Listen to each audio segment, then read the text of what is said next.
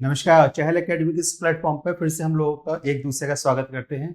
मैं चंद्रशेखर। आज हम डिस्कस करेंगे कि इलेक्शन कमीशन, अगर देश में चुनाव ही ठीक प्रकार से नहीं होगा तो लोकतंत्र वास्तव में अपने आप में पराजित हो जाएगा। और अगर चुनाव ठीक से होना है तो उसके लिए बहुत आवश्यक है कि हमारे पास कोई क्रेडिबल इंस्टीट्यूशन वहां पर होना चाहिए जो चुनाव ठीक प्रकार से करवा सके। इसमें जो चुनाव करवाने की प्राथमिकता आती है, जो रेस्पॉन्सिबिलिटी आती है, चाहे वो स्टेट का इलेक्शन हो या वो जनरल इलेक्शन हो या प्रोमिनेंटली राष्ट्रपति का चुनाव हो, वो रिस्पॉन्सिबिलिटी दी गई है हमारे इलेक्शन कमीशन ऑफ इंडिया को। और पिछले एक साल के करंट अफेयर्स में हम देखते हैं तो इलेक्शन कमीशन ऑफ इंडिया को कई बार डिस्कस किया जा चुका है, जहाँ पे सुप्रीम कोर्ट भी उसको लेकर ऑब्जर्वेशन और डिसीजन अपना दे चुके हैं। और जो सुप्रीम कोर्ट ने डिसीजन दिया था उसके कॉन्सिक्वेंसेज में फिर पार्लियामेंट ने एक एक्ट भी बनाया है। तो एक्चुअली में इलेक्शन कमीशन को लेकर क्या क्या पूरे इश्यूज रहे हैं, किन किन इशू को लेकर डिस्कस करा गया है, किन किन कंसर्न्स को एक्सप्रेस करा गया है, आज इसके करंट अफेयर्स में हम इलेक्शन कमीशन को स्टडी करने वाले हैं। तो अगर इलेक्शन कमीशन की स्टडी को स्टार्ट करते हैं तो एक्चुअली में इशू स्टार्ट कहां से हुआ? तो इशू इस प्रकार से स्टार्ट हुआ कि एक इशू उठा, discussion of the issue got started in the light of the supreme court judgment. Supreme court की कॉन्स्टिट्यूशनल बेंच होती है। अब आप मुझे बताएंगे कि कॉन्स्टिट्यूशन बेंच में मिनिमम कितने जज बैठते हैं, और क्या कॉन्स्टिट्यूशन बेंच हाई कोर्ट में बैठ सकती है या ये केवल सुप्रीम कोर्ट में ही बैठेंगी? तो सुप्रीम कोर्ट में इशू चला कॉन्स्टिट्यूशन बेंच को लेकर। कॉन्स्टिट्यूशन बेंच के जो हेड कर रहे थे वो थे जस्टिस के एफ जोसेफ, और उन्होंने एक वर्डिक्ट पास कर दिया headed by the chief justice in the Anoop Barnwal case. कौन सा था? Anoop Barnwal versus the India case. कब आया? 2023 में आया। और इसमें उन्होंने क्या कहा? तो इसमें उन्होंने कहा the chief election commissioner and the other election commissioner. हमको पता है कि हमारा जो इलेक्शन कमीशन है आर्टिकल 324 के अंतर्गत वो एक मल्टी मेंबर बॉडी है, और उसमें अभी के लिए एक चीफ इलेक्शन कमिश्नर होते हैं, मुख्य चुनाव आयुक्त होते हैं, उनके साथ ही दो अन्य चुनाव आयुक्तों को लगाया गया है। अच्छा, दो जो नंबर है दो अन्य चुनाव आयुक्तों का, ये कॉन्स्टिट्यूशन में डिफाइन नहीं कराया गया है। राष्ट्रपति के हाथ में पावर दी गई है, अल्टीमेटली केंद्र सरकार के पास है वो कितने मेंबर इसमें रखते हैं। तो अभी के लिए फिलहाल जो इलेक्शन कमीशन है वो एक मल्टी मेंबर बॉडी है जिसमें 3 इलेक्शन कमीशन होते हैं, जिसमें से एक चीफ इलेक्शन कमीशन होंगे और बाकी के 2 अन्य इलेक्शन कमिश्नर होंगे। तो उन्होंने कहा कि जो चीफ इलेक्शन कमिश्नर है and the other election commissioner shall be appointed by the president. अब अपॉइंट किसके द्वारा होते हैं? तो अपॉइंट होते हैं प्रेसिडेंट के द्वारा, बट अब यहाँ पे कंडीशन लग गई है, after the recommendation of the committee which is composition shall B first prime minister, leader of the opposition and the chief justice of India. अब यहां पर एक क्लॉज निकल कर आ गया था। ये क्लॉज क्या निकल के आया था? अभी तक जो भी अपॉइंटमेंट हुआ था वो एग्जीक्यूटिव अथॉरिटी में हुआ था, अब जुडिशरी अथॉरिटी भी इसमें इन्वॉल्व हो गई है। अब ध्यान करिए, आर्टिकल 151 क्या कहती है? आर्टिकल 51 ये कहती है separation of judiciary from the executive. अब ये अपने आप में कॉन्ट्रोडिक्टरी पॉइंट था। ये बात कई लोगों को पसंद नहीं आई थी, कई लोगों से यानी कि कई संस्थानों के स्तर पर बात पसंद नहीं आई थी। कुछ इसका अपोजिशन भी हुआ था कि चीफ जस्टिस क्यों अपने आप को या जुडिशरी क्यों अपने आप को एग्जीक्यूटिव प्रोसेस में इन्वॉल्व करे, जबकि कॉन्स्टिट्यूशन क्लियर कट मैंडेट देता है separation of judiciary from the executive. Judiciary को एग्जीक्यूटिव से सेपरेट करना है।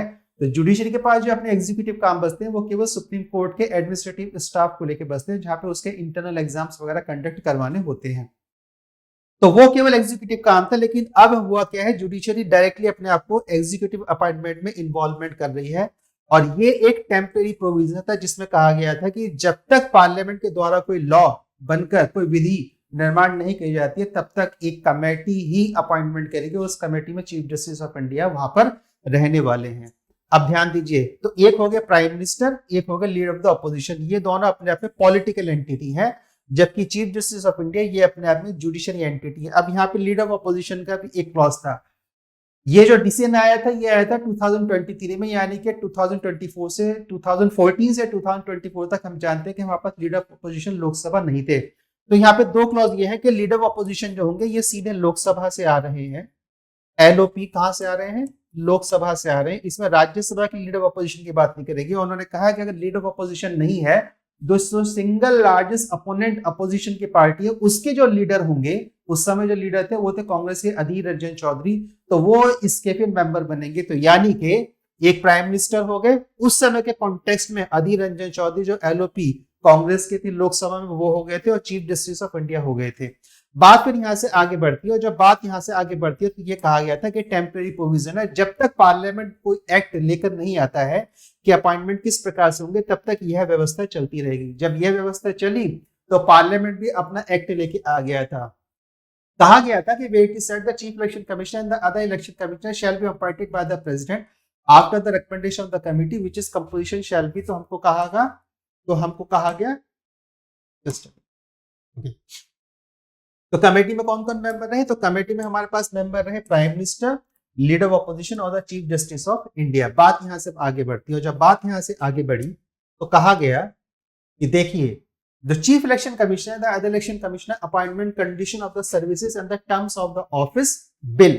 अब ये बिल कब आया है, तो ये बिल आया है 2023 में, राइट। और जब 2023 में बिल आया है तो इस बिल को पास करवाना पार्लियामेंट के पास जाना था, तो पार्लियामेंट के पास जब जाता है तो ये एक्चुअली अमेंड किसको करेगा या किसमें संशोधन करेगा, तो कहा गया कि replace the election commission, condition of the service of the election commission और the transaction of the business act.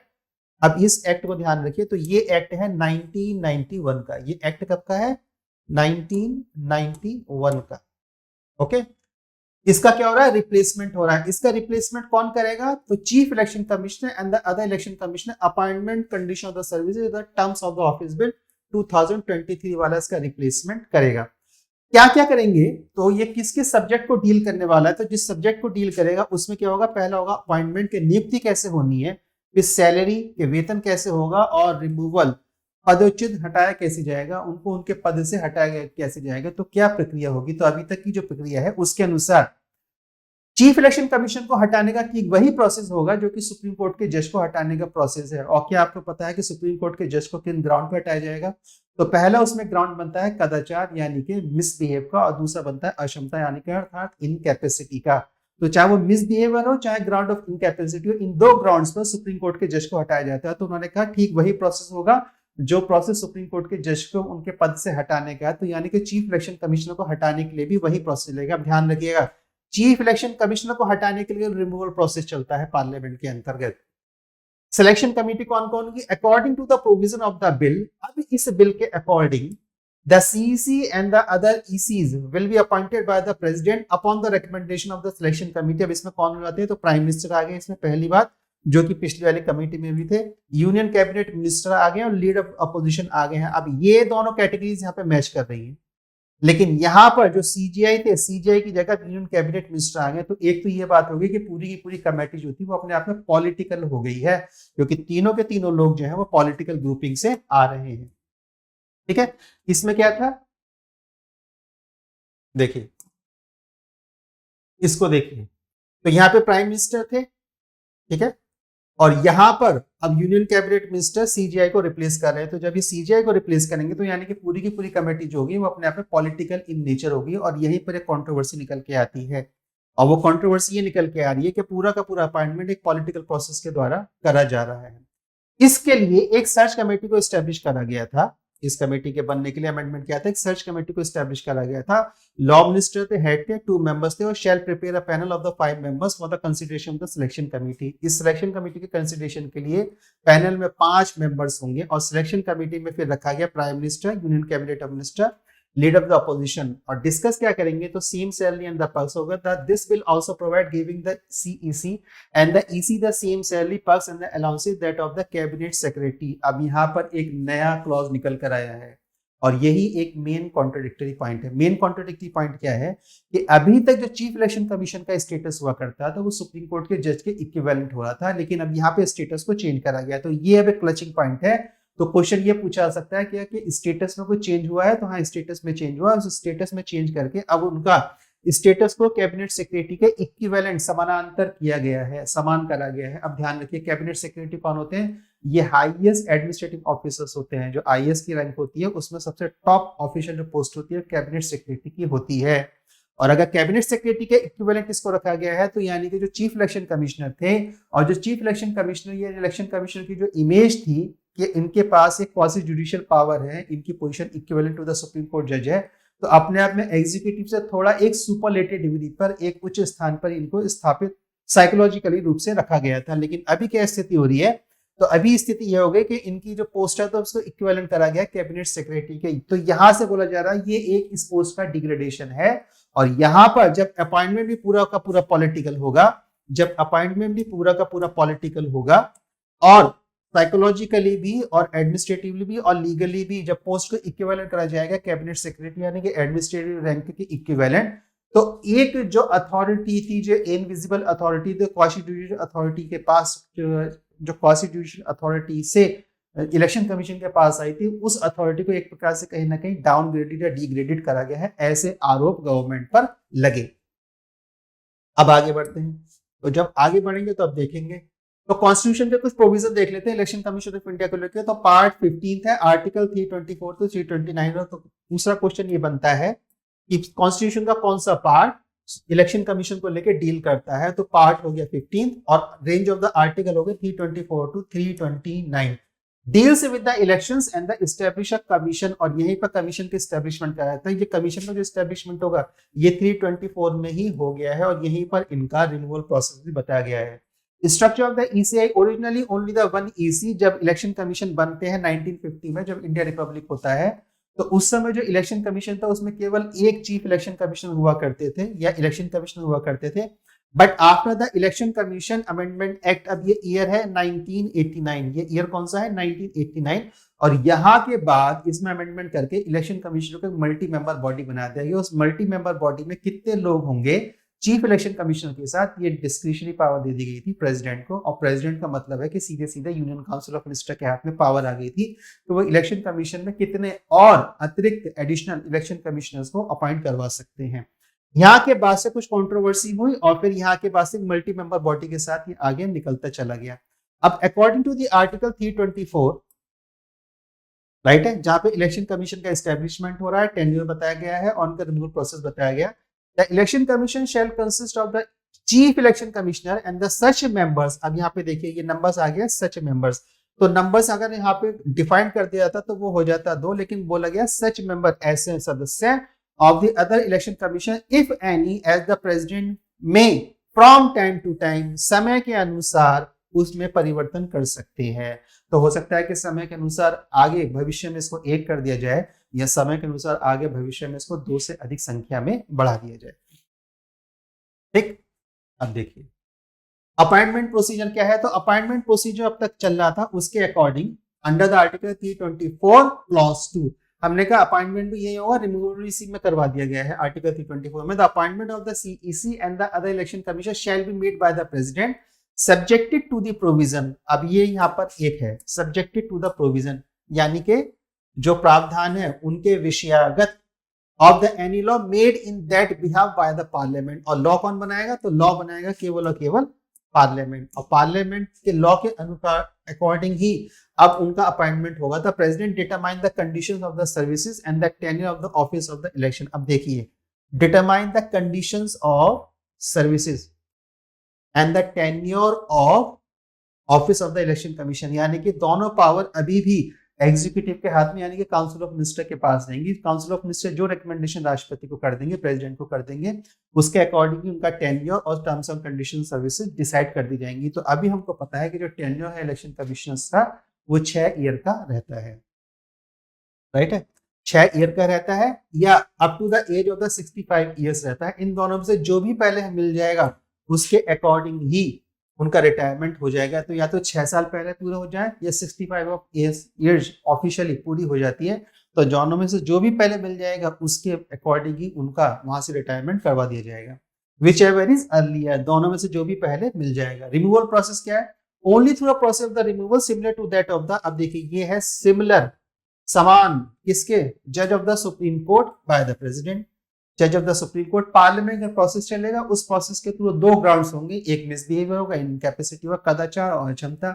इसके बाद पार्लियामेंट का प्रोसेस चलेगा, दोनों हाउस उसको पास करेंगे, फिर वो राष्ट्रपति के पास जाएंगे, राष्ट्रपति वहां पे अपने सिग्नेचर कर देंगे, और इस प्रकार से रिमूवल हो जाएगा किसका, चीफ इलेक्शन कमिश्नर का, केवल और केवल चीफ इलेक्शन कमिश्नर का। अदर इलेक्शन कमीशन के लिए क्या प्रोसेस है, तो उनके लिए प्रोसेस ये है, any other election commission can not be remove except on the recommendation of the chief election commissioner, यानी कि चीफ इलेक्शन कमीशन रिकमेंडेशन देंगे और राष्ट्रपति उनका निष्कासन सुनिश्चित कर देंगे। यानी कि पार्लियामेंट में जो प्रोसेस चलेगा वो केवल और केवल चीफ इलेक्शन कमिश्नर के लिए चलेगा। क्रिटिसिज्म देख लेते हैं, ये इसके इंपॉर्टेंट पॉइंट है कि आलोचना किस बात को लेके हो। तो पहला क्रिटिसिज्म ये आता है, the selection process may be dominated by the government. हाँ ठीक है, क्योंकि तीनों इलेक्शन जो कमिटीज है उसमें तीनों कमिटीज में पॉलिटिकल रिप्रेजेंटेटिव है। अभी तो सत्ता और विपक्ष के जो संबंध है बहुत तीखे चल रहे हैं, लेकिन जनरली अटल बिहारी वाजपेयी जी के समय तक या मनमोहन सिंह जी के समय तक भी सत्ता और विपक्ष के संबंध लगभग कॉर्डियल लेवल पे रहते थे। आमने सामने चाहे कितने लड़े, पर्दे के पीछे बातचीत जारी रहती थी और एक कोऑर्डिनेशन के साथ दोनों आगे बढ़ते रहते थे अपनी अपनी कॉन्स्टिट्यूंसीज को एडजस्ट करते हुए।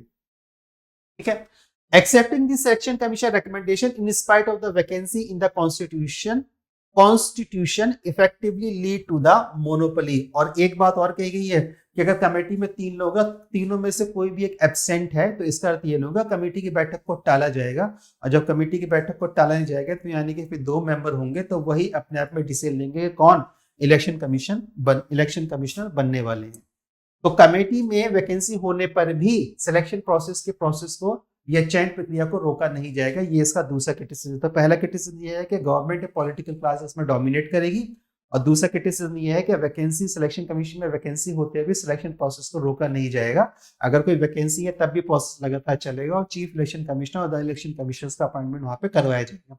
क्रिटिसिज्म नंबर 2 क्या आ रहा है? Making the CEC and the EC salary equivalent to the cabinet secretary. हमने कहा कैबिनेट सेक्रेटरी के इक्विवेलेंट उनकी सैलरी को करा गया है।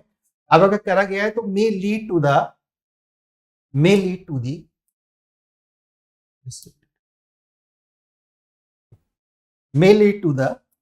Government influence.